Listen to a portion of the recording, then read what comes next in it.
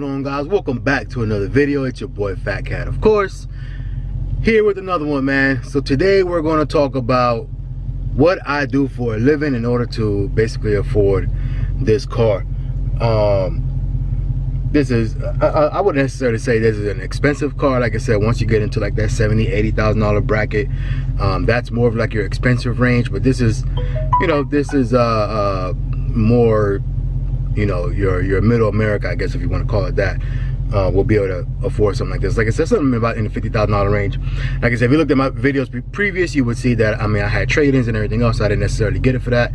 But still, regardless though, for your average consumer to get a Scat Pack, I would say it's pretty much your middle America. Anywhere from the high end of 50,000 to the low end of about, you can get them from like high 30s or something like that, as far as getting like a base Scat Pack.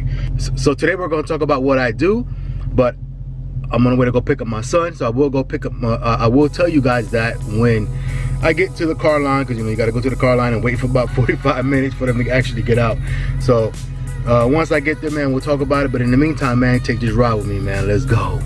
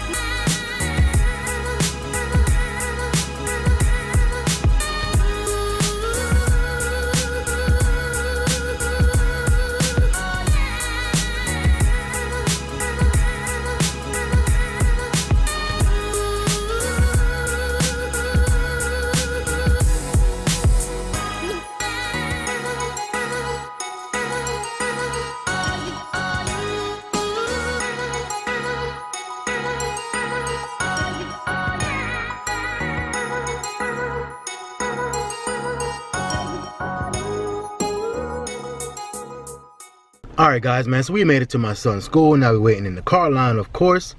So I'll probably be here for about 30 minutes or so waiting for the car line. We're waiting for them to get out of school, so then, you know, the car line will start and we'll go pick them up. I'm only picking up my youngest son today because my middle son has a soccer game at school, so he'll be staying in school, and then my oldest one has basketball practice at his school, high school. So I'll be waiting, so I'll just be picking up the little one, and then the mother will come later on and pick them up from after they're done with their extra curricular activities after school. And I'll be taking the youngest one to his practice, which he does. Today will be Brazilian Jiu-Jitsu, so he does that as well on Mondays, Wednesdays, and Fridays, and sometimes on the weekends. But anyway, with that being said, man, so what you're here for is what I do for a living in order to afford this particular vehicle. And in short form, man, I do IT. So that's the short form. I can't give you the details of that exactly of what type of IT or things like that I do. Well, I guess I could tell you the type of IT, but I can't tell you, who I work for and everything else. But I am a system administrator, like I said, in the IT world. So I believe I might, when I looked it up or whatever, as far as what the median was, or whatever in the United States, the average, I think I do get paid just a little bit more than your average system administrator, but like I said, only because of certain circumstances, not because I'm anything special or anything like that, but just particular circumstances. I guess one being, you guys already know, if you've seen previous videos, you know that I travel, so that's a little incentive that I get as far as pay. I guess a lot of people don't like to travel for some reason. I mean, I don't mind it at all. I mean, I build up my hotel points and my airline points and my rental car points and everything else. So I don't mind it at all. As a matter of fact, I'm pretty much, I think, well, airline, I'm just gold, but pretty much platinum and everything else. So hey, I don't mind it at all. Like I said, whenever I take vacations or whatever, family, personal vacations with the family, I mean, all that stuff comes into play. So I view that as extra perks, basically, that I get to take advantage of whenever I do travel personally with the family. But anyway, man, so yeah, so that's one incentive, and then there's another that I can't tell you right now, but for the smart guys out there, for the smart people, men and women, not just guys, but guys and gals, if you look at my previous videos and kind of comb through them and listen to certain things that I say or whatnot, there's clues in there, I guess, if you want to call it that. I mean, that pretty much, that explains my background pretty much. So with that, then you could probably piece it together. But anyway, so with that, like I said, there's certain circumstances and everything else that allow me to get paid just a little bit more than your average person, your average system administrator in the IT world. But like I said, I'm not at liberty, or I mean, I don't know if I am at liberty or not, but I just don't want to say it because I want to keep my job for now. Anyway, we'll see what happens, man. If this YouTube thing kicks off, if I'm so blessed to to be able to, in a year or two, maybe just do YouTube full time, and this is fully supporting my family and everything else that we're doing, and hey, at that particular point, then I'll go and spill all the beans. But as far as right now, that's not the case, and nor am I looking for that to be the case. Like I did comment and wanted somebody who commented before, as far as me being monetized already. It's all cool and everything else, and obviously it's a great perk to have, but I'm not doing this for the particular money that comes with it. I do know you can make a lot of money with YouTube, but like I said, I'm just trying to make some good content for you guys, man. I'm not necessarily trying to be super rich off of YouTube or everything else. I just want to make some good content, and then like I said, it's just a perk that comes with it. Kind of like I said, just like my day job. I wasn't looking for to be have all these points and platinum and all these different hotels and rental cars and airlines, but it's just a perk, so if it's there, I'm gonna take it, right? But I'm not or I'm gonna accept it, not take it. If it's there, I'm going to accept it, but I didn't accept the job that I'm doing because of that. if you want to, if you know what I'm saying, if you get what I'm saying. So anyway, man, so that's the short story. Yeah, man, I do IT. I'm a system administrator. And then, like I said, there's other little things in there as well that I do get supplemental income from another source. Like I said, I'm not gonna disclose all of that right now. Who knows? But like I said, I very may well disclose all of that when, or if, not when, but if, you know, this whole YouTube thing one day is able to support entirely me and my family. So when we get there, we'll cross that bridge. But yeah, man, so these cars, I would say though, like I said, it's not that these cars are not super expensive. Like I said, they're on the high end, they're about 50K. On the low end, they're, you know, high 30s somewhere, depending on what options you get as far as in the Scat Pack. I chose to get a little higher end model.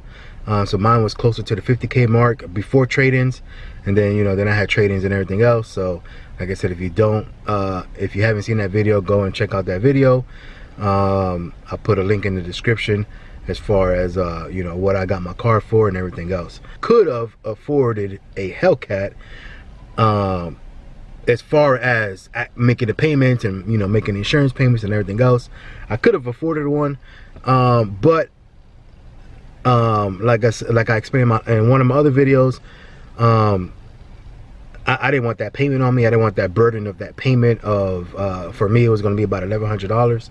And I just didn't want that payment, to be honest, because we have some other things that we're trying to accomplish by the end of this year, as far as buying a bigger house, buying another house, which will be a bigger house, and then, you know, renting the one that we're in and everything else, which, you know, just basically building my assets pretty much. And I don't think having an $1,100 car payment would help me with that particular quest right now. So that's the reason why I didn't get a Hellcat. But the Hellcat, once you get into that 70-80K range, is where you pretty much talk about more of your upper, I guess if you want to call it upper middle class. But like I said, these cars are not too expensive. 50K for the high end, like I said. I would say, if I were to guesstimate, I would think your payments will be anywhere, if you were to get in a car like this, like I said, this is the Scat Pack, it would be, I don't know, man, I think on the low end you're probably looking at maybe 400 and change, depending on your credit and everything else, to the high end of maybe 600. So, you know, most Americans will probably be able to afford that nowadays, I would think. But yeah, most Americans will be able to afford that. You know, you have a lot of young kids that are also, you know, late or early 20s, you know, late teens that are getting cars like these or whatever, and able to you know, and able to make those payments. So I wouldn't necessarily say it's a you know, something that you can't attain. If you're in a place right now where, you know, this is something that you're striving to get, like I said, it's not impossible, man. It's like I said, it's you know, put your nose down and just grind and just work, and trust me, man, it's attainable. It's a lot more attainable than something that costs 80 or 90 grand, that's for sure. So like I said, you know, a lot of people when they look at these cars, or when they look at anything, when they look at, you know, real estate, as far as housing or cars, you know, anything like that, man, people look at the big price, you know, the huge amount, the price. And that's not necessarily what you have to look at. You know, this country was built off of credit, man. It is what it is. You know, a lot of people don't like to do it, but it is. I mean, that's what it is, man. This country was built off of credit. This country, the way that the system works, man, is made to keep you in debt. But with that, you know, all of these rich guys that are running around, man, you know, that have massive amounts of real estate, that have all these cars and everything else, you know, a lot of them, or some of them do it with cash, but a lot of them do it with credit, man. You know, they're buying that stuff with other people's, you know, with somebody else's money, the bank's money or whatever, and then they're just putting some, you know, they're just paying towards it. So don't look at the big picture, man. Like I said, so don't look at this car and be like, oh man, that's 50K. Where am I going to get 50K to buy that car? You know, you just have to be able to make sure that you're able to get a bank to loan you that amount of money, right? So make sure your credit is good, make sure you're in good standings with, you know, all your credit, make sure the credit that you currently have, your usage is low, so on and so forth. But basically that you have a good enough score so that you can, so that the bank will trust you. Basically, we're saying, okay, we believe you could pay us back the whatever amount of money you're trying to get, right? And then with that, man, all you got to do is make sure that, you know, you have enough that, you know, to make the payments. Basically, like I said, low end, I would say around 400. High end somewhere around 600 or so. You know, for this particular car, like I said, it depends on which Scat Pack you go with and the options and everything else as far as the price. But yeah, so your main thing is you just want to make sure that you can afford those payments. So don't look at the big pictures like, man, I can't afford 50K. Even for a Hellcat, I can't afford, you know, 70K. Like I said, you just want to make sure that you can afford the payments. Pretty much the amount of money is just basically the bank, you know, getting the bank to be able to trust you enough to say, okay, we know we'll be able to get that amount of money back from you. But with that, man, like I said, you just want to make sure you can afford the payments. But like I said, don't get it twisted though, because just because you know can afford the payments, you know, make sure you don't fall short in other areas of life either. So if you're trying to do other things in life, like I said, like where I'm trying to do, I mean, I already have a house now, but I'm trying to get another house, you know. And I know that $1,100 payment basically will not help that cause whatsoever, because then there's a little thing called debt to income ratio, right? So when the bank comes and I'm trying to get another loan for another house, they're gonna look at the house I already have. They're gonna look at, you know, my car payments. They're gonna look at my credit card payments. They're gonna look at all of that.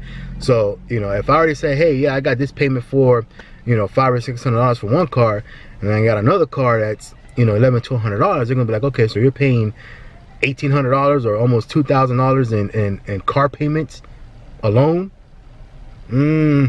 Okay, so that's $2,000 already, you know, out your income that you're making a month just on car payments alone. And then the little bit that you're paying on your credit cards, you know, whatever. And then on top of that, you got this other mortgage that you're paying. Yeah, we know you're gonna rent that, but you know, whatever, you still have that mortgage that you're paying, right? So all that comes into play, man. So at the end of the day, you don't want to make sure that you overstretch yourself, even if you can't afford those payments. Make sure you look at everything else that you're trying to do in life, and you're actually able to make those payments, whatever the payments are, and still live, you know, and also accomplish other things that you're trying to do. Because everybody knows, man, a car, no matter what car it is, unless it's a hyper car, something like that, every single car is a bad investment. I mean, it is, man. Every single car is a bad investment, because there's very few cars in the world that actually appreciate. Most of them depreciate as soon as you sign that line and you turn on the car and those front wheels hit the street. That car is considerably less than what you bought it for. So yeah, everybody knows that, man. It's a bad investment. So like I said, so don't buy a car and then, like I said, just to say you got a particular car, and then 2 years later when you're trying to do something else, you're stuck with this bad investment that you have on your hands. So that's all I'll say about that, man. I appreciate you guys for checking in, man. We're about to pick up my son here. He's about to, I'm sure you guys can hear it in the background, but he's about to come out here soon, and then we'll wrap up the video after that, man.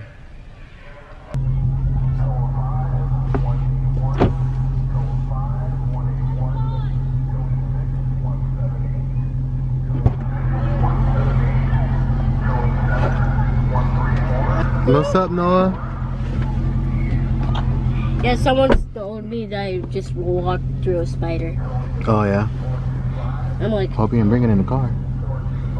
I don't really know. How was school today? Good. Good? Man, we need to get you a haircut. I know. You have fun today in school? Mm-hmm. What'd you do? We didn't have recess, so we got a PE, and PE was mostly fun. We were doing tennis. I don't really know if it's here. Hi. You want to tell everybody if you like the car or not? I do. I like the car. What do you like about it? Just the whole car. The whole car? Yes. Like what? Think it's fast? Yeah. Yeah. You like the color? What else? Stripe. You like the stripes? Yeah. I like everything. You like everything. Yes. There's nothing. What don't you like about the car? Nothing. There's nothing that you don't like about it? You like every single thing about it? I just like it. Nice. Yeah, just. You want this car when you grow up? Yeah. You want me to give it to you when you grow up? Yeah. We'll see. I'll keep it around that long. How old are you now? 8. 8. So that means I gotta keep it for another 8 years. I gotta keep it for another 8 years in order for you to have this car. So we'll see. That's not that long, actually. It's not that bad. Still have this car in 8 years from now. Bye.